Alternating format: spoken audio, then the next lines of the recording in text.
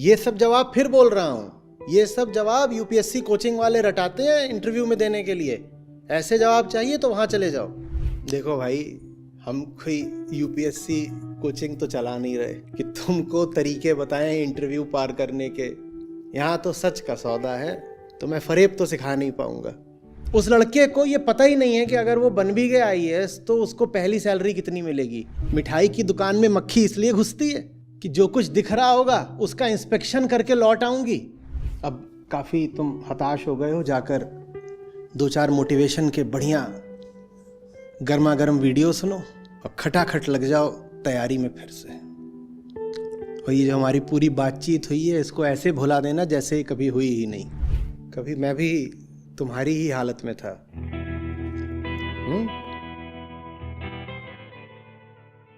Sir, समाज में कुछ लोगों का दावा होता है कि वो समाज कल्याण के लिए काम करना चाहते हैं, लेकिन उसमें भी उनकी कामना छुपी हुई होती है। लेकिन लेकिन कुछ लोग सचमुच ऐसा समझते हैं कि वो काम इसीलिए करना चाहते हैं क्योंकि वो वाकई समाज कल्याण करना चाहते हैं। तो वो अपनी छुपी हुई कामना को कैसे देखें? उन लोगों को पूछने दो ना, आपका क्या सवाल है? सर, तो मतलब मेरा प्रश्न ये है कि जैसे मुझे ये लगता है कि मैं यूपीएससी सिविल सर्विसेज परीक्षा क्लियर करके समाज सेवा करना चाहता हूँ, मुझे वाकई ऐसा लगता है। तो इसमें भी क्या मेरी कोई छुपी हुई कामना है?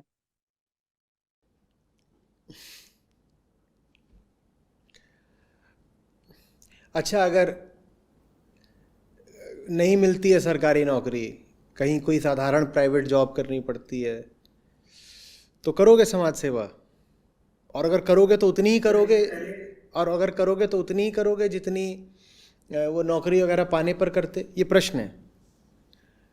अगर उस नौकरी में, सरकारी नौकरी में पद रुतबा तनख्वाह ना मिल रही हो तो भी करोगे समाज सेवा?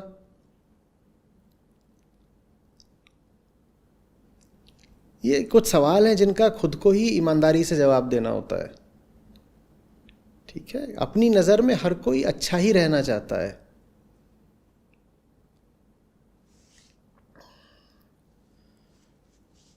मैंने हायरिंग के लिए अपनी संस्थाओं में भी, और पहले जब मैं नौकरी करता था तो उन लोगों के लिए भी इंटरव्यू खूब लिए हैं। और जितने आकर के बैठते थे सबके बड़े ऊंचे ऊंचे शुद्ध दूध में धुले नैतिक और लोक कल्याण के दावे होते थे। और मुझे इससे ज़्यादा मज़ा नहीं आता था किसी काम में कि दावों को बिल्कुल खोल कर रख दूं।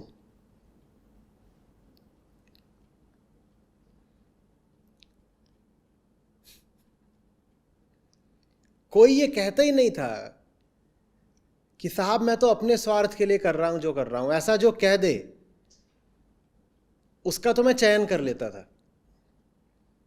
मैं कहता था झूठों में एक कम झूठा आदमी मिला। वहां हर आदमी यही बोल के आता था कि मैं तो देश के लिए कुछ करूंगा, मैं समाज के लिए कुछ करूंगा। मैं तो तलाशता था कोई मिल जाए तो सीधे सीधे बोल दे कि भाई जो करना है मुझे अपने लिए करना है। भारत की ब्यूरोक्रेसी दुनिया की सबसे भ्रष्ट ब्यूरोक्रेसीज में से है। और यहाँ एक एक अभ्यर्थी जब जाता है साक्षात्कार में शाहजहां रोड पर, तो सबका दावा यही रहता है कि मैं तो भारत की तकदीर बदलने के लिए आईएएस बनना चाहता हूं।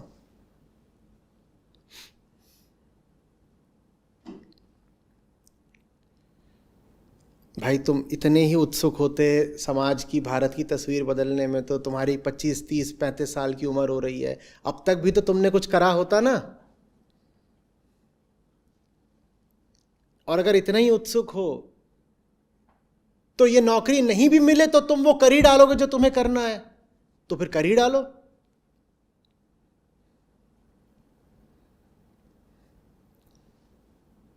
और सरकार की सारी नौकरियां तो ऐसी होती भी नहीं है कि उसमें तुम समाज कल्याण कर लोगे। अगर आप सिविल सर्विसेज की बात कर रहे हो तो उसमें एक ही दो ऐसी होती हैं इसमें डायरेक्ट पब्लिक इंटरफेस होता है, बाकी तो सब पीछे के मैनेजरियल जॉब्स होते हैं।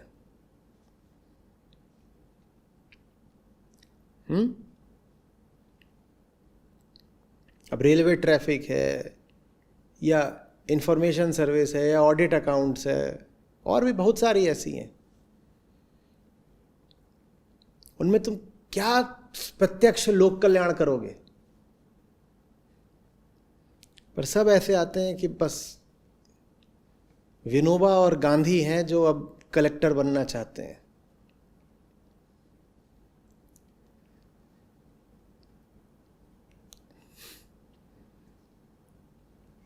मुझे ना एक बड़ा सवाल पसंद था, जानते हो क्या? खासकर जो सरकारी नौकरी के आते थे प्रार्थी, मैं उनसे कहता था ये बताना सैलरी कितनी मिलेगी तुम्हें तुम्हारी। जानते हो खौफनाक बात, 20 में से 19 को पता ही नहीं होता था उन्हें कितनी सैलरी मिलने वाली है। फिर मैं उनसे कहता था जानते हो, जब भी मैं किसी प्राइवेट कंपनी में हायरिंग के लिए इंटरव्यू लेता हूँ तो वहाँ सबको पता होता है उन्हें कितनी सैलरी मिलेगी। वास्तव में वो इंटरव्यू से में आने से पहले ये पता करके रखते हैं कि पैकेज कितना है, सीटीसी कितनी है, इन हैंड कितना है, वो ये सब पता करके रखते हैं।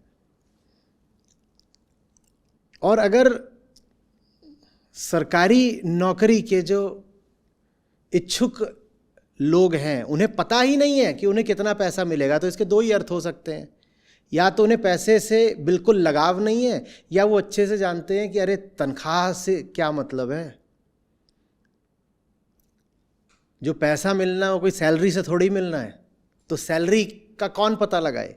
और भौचक्के रह जाते थे बेचारे। मैं पूछता था बताओ एज एन आईएएस तुम्हारी पहली टेक होम सैलरी कितनी होगी, नहीं पता होता था। तुम सोचो ये कितनी भयानक बात है।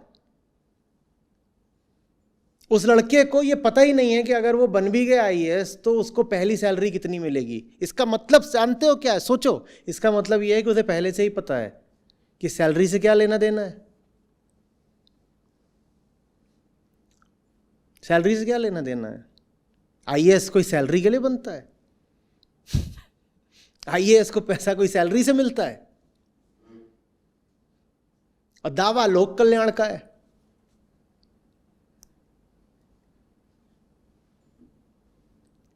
मैं नहीं कह रहा सब भ्रष्ट होते हैं, पर कुछ अपवाद होते भी हैं, तो exceptions just prove the rule. 100 में 2-4 होते होंगे ऐसे जो कहते होंगे नहीं साहब काम हमें अच्छाई के लिए ही करना है, पर उन 2-4 से क्या साबित हो जाता है?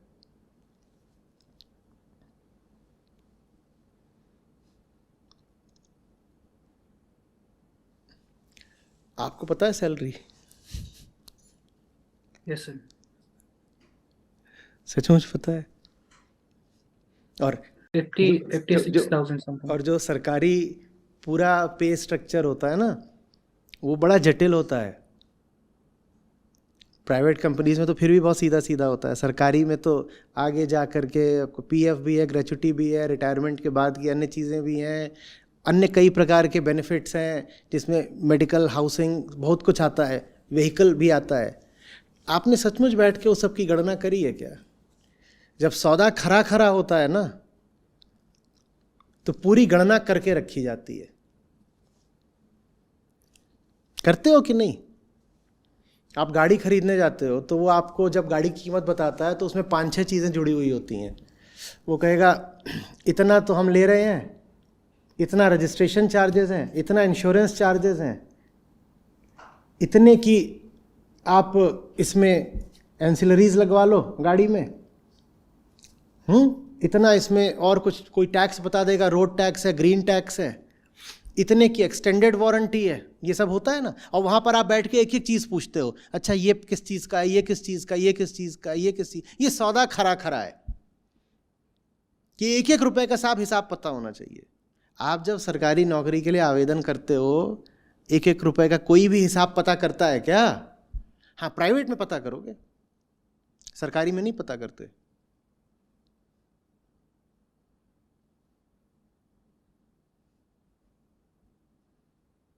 कुछ करते होंगे, मैं सब पे नहीं आक्षेप लगा रहा, कुछ ईमानदार लोग हर जगह होते हैं, पर आपने प्रश्न पूछा कि अपनी नीयत का पता कैसे करें, तो पता ऐसे कर लो।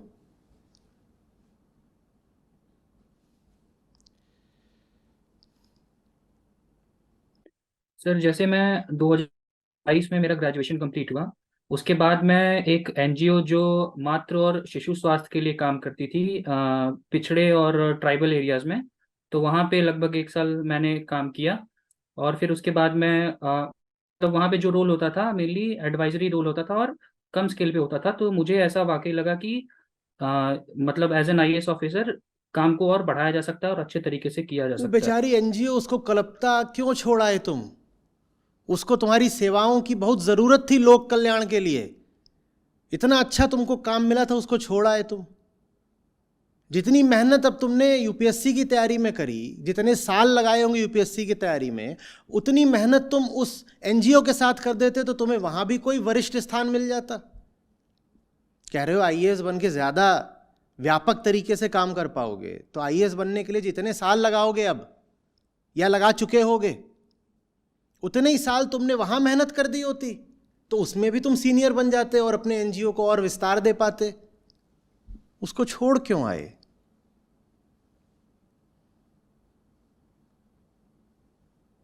क्योंकि डीएम नहीं कहलाओगे ना एनजीओ में।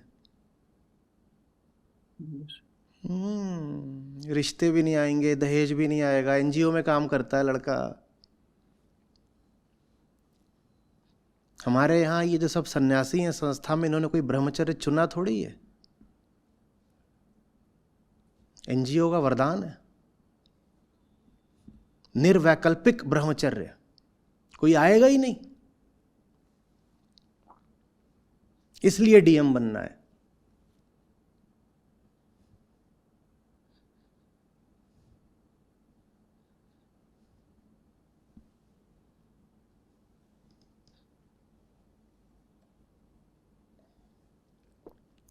अब देखो भाई, चीज रिकॉर्ड हो रही है, इतने सारे कैमरे लगे हुए हैं, तो बहुत लोगों के दिल पे चोट लग जाएगी, कहेंगे साहब आपने तो जितने भी आवेदन करता हैं और यूपीएससी की तैयारी के लिए मुखर्जी नगर की पूरी फौज है, आपने तो सबको ही भ्रष्ट घोषित कर दिया। तो भैया मैं पहले ही कह देता हूँ, सबको नहीं कह रहा हूँ, आप में से जो 2-4 लोग सचमुच दिल के पाक साफ हों, उनको तो मेरा प्रणाम है, एकदम लीजिए प्रणाम करे देता हूँ।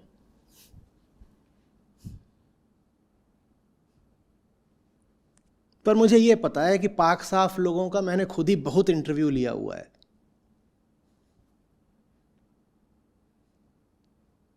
और आज नहीं 20 साल पहले से। और जो जितना साफ हो, मुझे उसकी सफाई करने में उतना, भले वो लोग होते हैं जो आके खुद ही स्वीकार कर लें कि ना मैं भगवान हूं ना मैं शैतान हूं, दुनिया जो चाहे समझे, मैं तो इंसान हूं, मुझ में भलाई भी मुझ में बुराई भी, लाखों हैं ऐब मुझ में, थोड़ी अच्छाई भी। ये बंदा मुझे अच्छा लगता है, खरी खरी बात, सच्ची बात। क्यों झूठ बोलना, क्यों बेकार ही निस्वार्थता के और निष्कामता के और जन सेवा और लोक कल्याण के दावे करना? सीधे बोलो ना, इंसान हूं, अपना स्वार्थ देख के चलता हूं, हाँ कोशिश करूंगा कि दूसरों की भी कुछ मदद कर पाऊं, कोशिश करूंगा कि थोड़ा कम भ्रष्ट हो पाऊं, पर ऐसे लोग मिलते नहीं। मुझे लगता है ऐसे लोग अगर जा करके वहां पर यूपीएससी में पैनल के सामने खुल के बोल दें तो चयनित भी नहीं होंगे, ऐसे हो जाएंगे। जानते हो, मेरे इंटरव्यू में मुझसे एक सवाल पूछा था, उन दिनों करप्शन बड़ा मुद्दा चल रहा था, तो मुझसे पूछा कि अगर इन दोनों में से आपको चुनना है तो ज़्यादा बड़ा मुद्दा किसको मानोगे, इकोनॉमिक ग्रोथ या करप्शन? आपके हिसाब से इन दोनों में से किसको हमें ज़्यादा तवज्जो देनी चाहिए, इकोनॉमिक ग्रोथ को या फ्रीडम फ्रॉम करप्शन को? मैंने कहा इकोनॉमिक ग्रोथ को। मैंने कोई आदर्शवादी जवाब नहीं दिया। उन्होंने कहा यू विल टॉलरेट करप्शन। मैंने कहा अगर इन दोनों में से किसी एक को ही चुन सकते हैं तो मैं इकोनॉमिक ग्रोथ को चुनूंगा। ये आदर्शवाद नहीं चाहिए मुझे, कोरा पाखंड कि मैं बोलूं नहीं नहीं इकोनॉमिक ग्रोथ भले ना हो पर करप्शन नहीं होना चाहिए। मैंने कहा सबसे आदर्श स्थिति तो यह है कि भाई दोनों ही मेरे उद्देश्य पूरे हो जाएं, इकोनॉमिक ग्रोथ विदाउट करप्शन, इससे अच्छा तो कुछ हो ही नहीं सकता। लेकिन अगर दोनों में से एक को चुनना है तो मैं कहूंगा रहे आने दो करप्शन को। मुझे मेरे देश की जनता को गरीबी से बाहर निकालना है, वो ज़्यादा ज़रूरी है।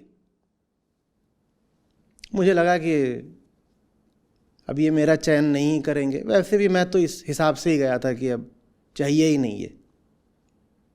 पर वो बड़े खुश हो गए, नंबर भी उन्होंने बड़े अच्छे दे दिए इंटरव्यू में। पर वो भाई मेरे पैनल की बात थी, मेरे कहने पर आप लोग जा कर के कहीं खतरा जोखम मत उठा लीजिएगा और फिर आप चयनित ना हो तो मुझे दोषी बताएं। तो आप तो चयनित होने के लिए वही करिएगा जो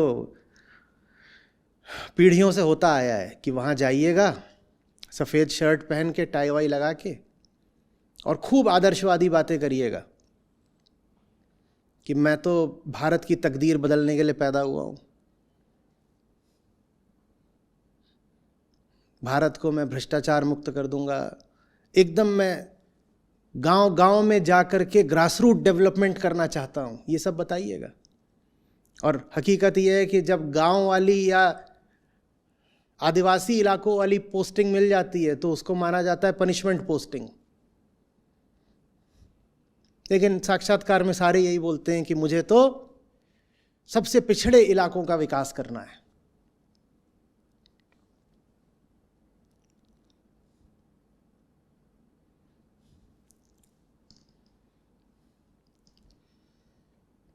सर तो ऐसी स्थिति में जब अपना स्वार्थ या फिर अपना कामना दिखे तो फिर अब क्या करना चाहिए ऐसी स्थिति में? इंसान हो तो खुद ही जब अपना भद्दा चेहरा दिखेगा तो उसे साफ करना चाहोगे। इसमें मेरे बताने की तो कोई बात नहीं ना। कोई आईना दिखा दे और दिखाई पड़े कि चेहरे पर बहुत गंदगी है तो पूछोगे थोड़ी किसी से कि अब क्या करें। तौलिया उठाओगे, पोछोगे, जाओगे, पानी मारोगे चेहरे पे, साफ करोगे।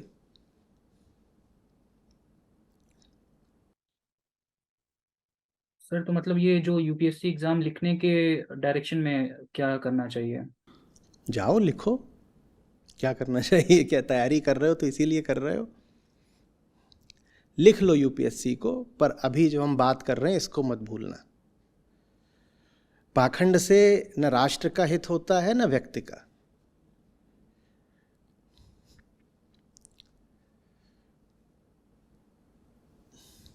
बगुला भगत बनने से कुछ नहीं होगा कि है ना, सफ़ेद उसका रंग, सफ़ेद पंख, और पानी में वो तपस्वी की तरह एक टांग पे खड़ा होता है। ऐसा लगता है वाह क्या श्वेत धवल इसका व्यक्तित्व है, बिल्कुल किसी ब्यूरोक्रेट की सफ़ेद शर्ट के जैसा, और एक टांग पे खड़ा है। ज़रूर ये जगत के हित में तपस्या कर रहा है, एक टांग पे खड़ा हो क्यों कर क्या रहा है वहाँ, वो मछली का इंतज़ार। तो ये पाखंड कम करो। बाकी अगर कोई पद है तो इसीलिए है कि कोई ना कोई उस पद को स्वीकारे। अच्छी बात है कि देश को काबिल ब्यूरोक्रेट्स मिले, पर सारी काबिलियत कामना के पीछे गायब हो जाती है। ब्यूरोक्रेट्स को बहुत बहुत ज़रूरत है उस पाठ को पढ़ने की जो अभी हमने पढ़ा है, और वो पाठ हमने पढ़ा है भगवद गीता के संदर्भ में। तो जब तक इस देश की नौकरशाही और नेताशाही इनको अध्यात्म का पाठ नहीं पढ़ाया जाएगा तब तक राष्ट्र कल्याण बहुत दूर है।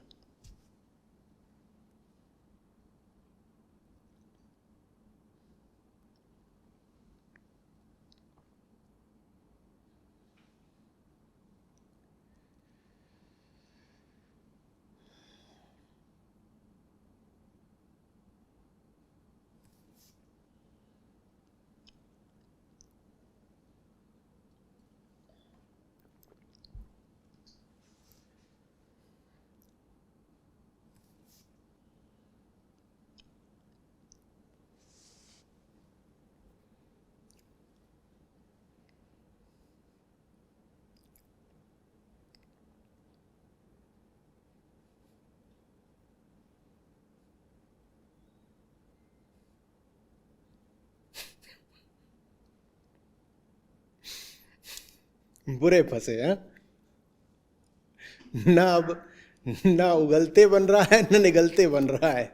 ये जो जवाब है जाके भीतर फंस गया है कहीं पर।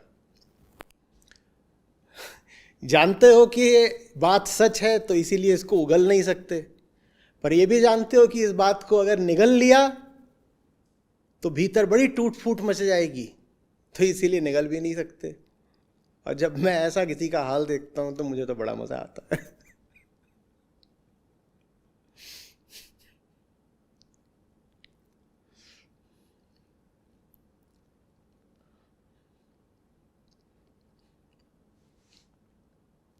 देखो भाई, हम कोई यूपीएससी कोचिंग तो चला नहीं रहे कि तुमको तरीके बताएं इंटरव्यू पार करने के। ना हम मोटिवेशन की दुकान चला रहे हैं कि तुमको बताएं कि किस तरीके से अपने आप को प्रेरित करे रहो तैयारी करने के लिए। यहां तो सच का सौदा है। तुम्हें जोखिम उठाना था तो तुमने उठा के सवाल पूछ लिया। मेरे पास और कुछ है नहीं देने के लिए सच के अलावा, मैंने सच तुमको दे दिया, तो मैं फरेब तो सिखा नहीं पाऊंगा।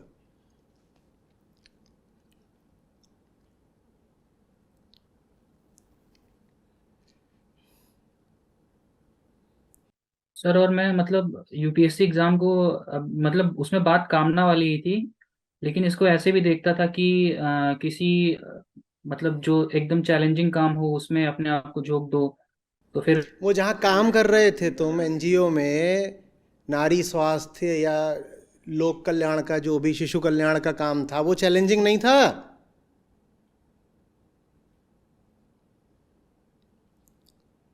तो ईमानदारी की बात करो ना कि चैलेंज वैलेंज कुछ नहीं, असली बात ये है।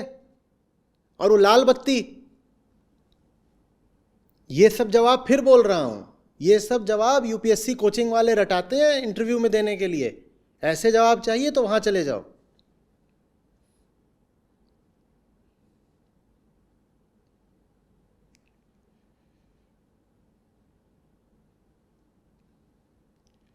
इस देश के एनजीओ सेक्टर को टैलेंट की बहुत बहुत जरूरत है।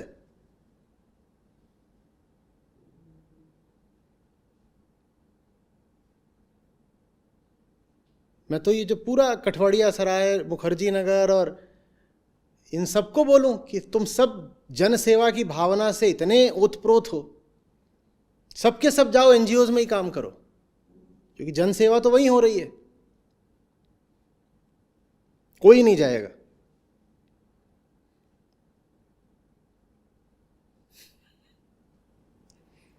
सेवा किसी को नहीं बननी, सबको शासक बनना है, सेवक नहीं, शासक।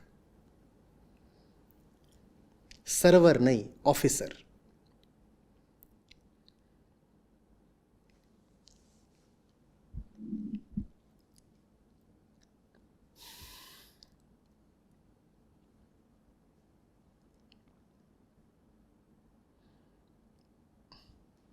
अब काफ़ी तुम हताश हो गए हो, जाकर दो चार मोटिवेशन के बढ़िया गर्मा गर्म वीडियो सुनो और खटाखट लग जाओ तैयारी में फिर से।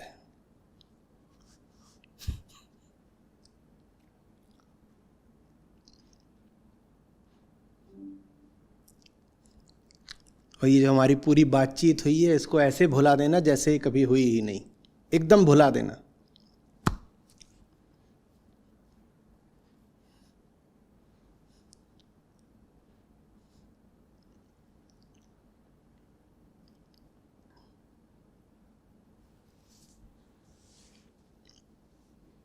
सर मतलब मैं इसको ऐसे भी देखता था, मतलब अब बात एकदम साफ हो ही गई है, तो फिर मतलब जैसे मैं ये जान कहीं ना कहीं भीतर से जानता ही था कि पावर पोजीशन इन सब चीजों की कामना है, लेकिन फिर मतलब मैं ये भी सोचता था कि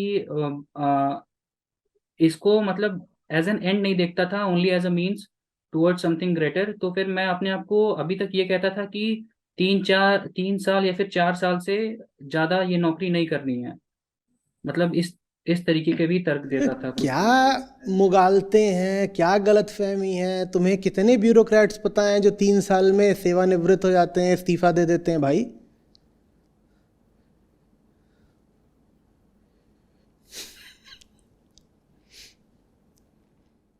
भंडारे में कोई बैठता है 2 मिनट में उठाने के लिए, या जो जो मिल रहा है उसको पूरा साफ चाट जाने के लिए?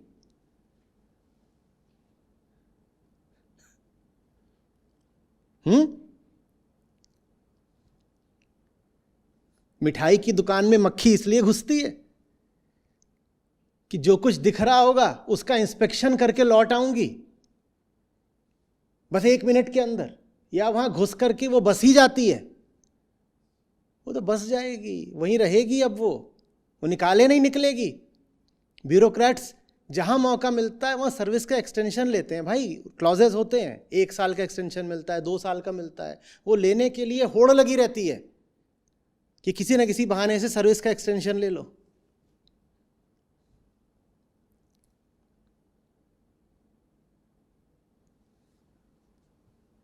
तुम कह रहे हो मैं 3-4 साल में छोड़ आऊंगा? जरा निकालना क्या अनुपात है, प्रपोर्शन है ऐसे ब्यूरोक्रेट्स का किसी भी सर्विस में जो 3-4 साल में रिजाइन कर देते हो, निकालना। तुम ही अपवाद हो।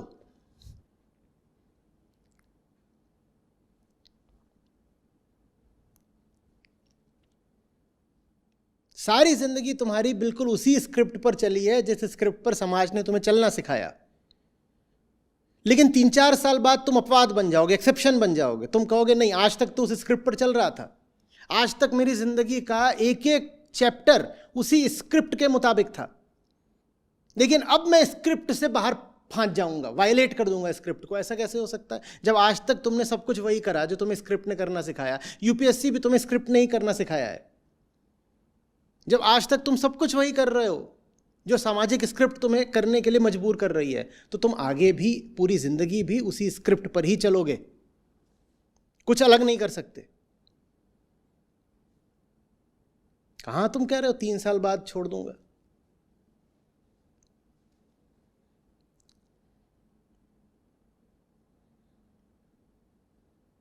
किस ब्यूरोक्रेट को तुम पाते हो बिल्कुल एक अलग तरह की जिंदगी जीते हुए? सब एक से होते हैं, 19-20 का फर्क होता है बस। सब स्क्रिप्ट पर चल रहे हैं। यूपीएससी भी सबने स्क्रिप्ट के अनुसार करी थी, अब आगे भी वो जो कुछ भी करते हैं पूरी अपनी सर्विस के दौरान वो सब भी स्क्रिप्ट के हिसाब से ही कर रहे होते हैं। फिर स्क्रिप्ट के हिसाब से रिटायर भी हो जाते हैं, और स्क्रिप्ट के हिसाब से रिटायर होने के बाद भी वो वैसे ही करते हैं, फिर मर जाते हैं। वहाँ क्या नया होगा?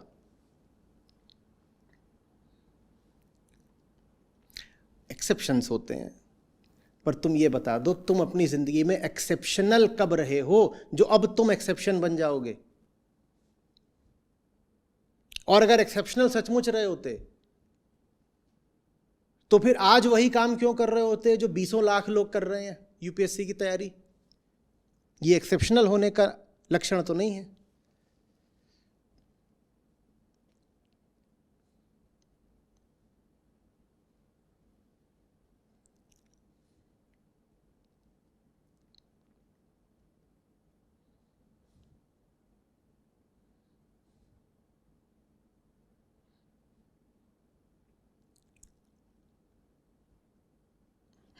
इतने उदास मत हो, ऐसा कुछ नहीं हो गया कि जो करना है करो, साफ नियत के साथ करो, ठीक है?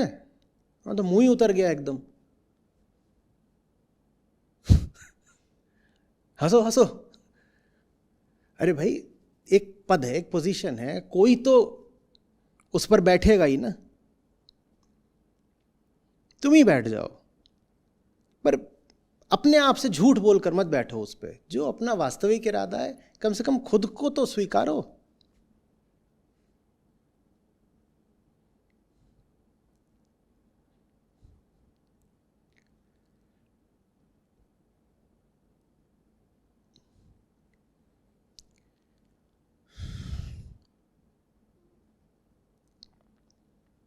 सर तो मतलब जैसे जो बात एकदम साफ है, और लेकिन फिर अगर उसके ऊपर मैं ये सारी बातें भी ना बोलूं तो फिर उधर बढ़ने की इच्छा भी नहीं होती, इन सभी बातों को जब तक मैं ना बोलूं। तो अब ये तो बात फिर पूरे तरीके से तुम्हारे निजी फैसले की है।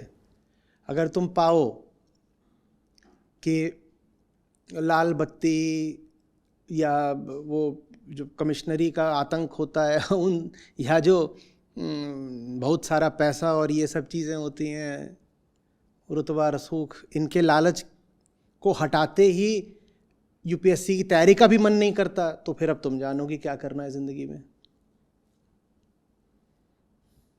ये तो फिर अपना निजी फैसला है ना, ये तो अपने एक पर्सनल लव अफेयर जैसी बात है, इसमें तो फैसला खुद ही करना पड़ेगा, कोई और नहीं फैसला कर सकता।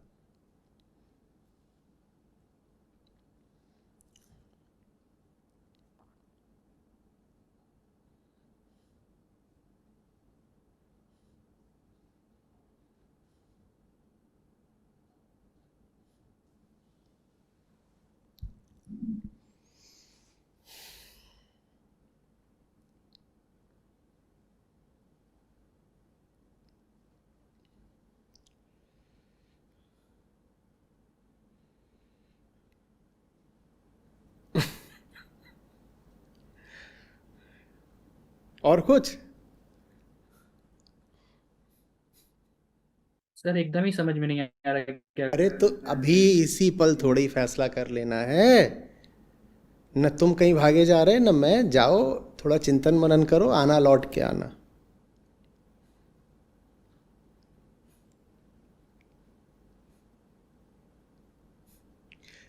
कभी मैं भी तुम्हारी ही हालत में था। तुम्हें तो ये है कि तैयारी करूं कि ना करूं, मुझे तो ये था कि अब नौकरी मिल गई है, नौकरी करूं या ना करूं।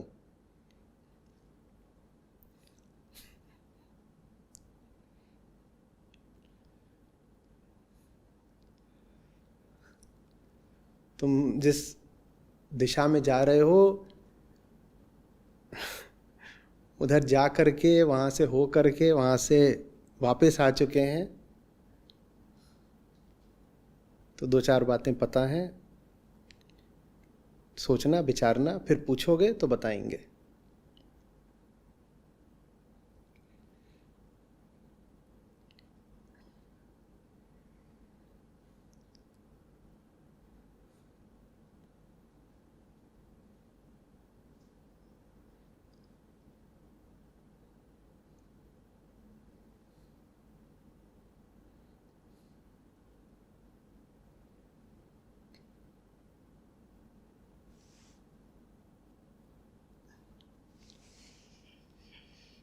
चलो, हो गया। ठीक है। हम्म।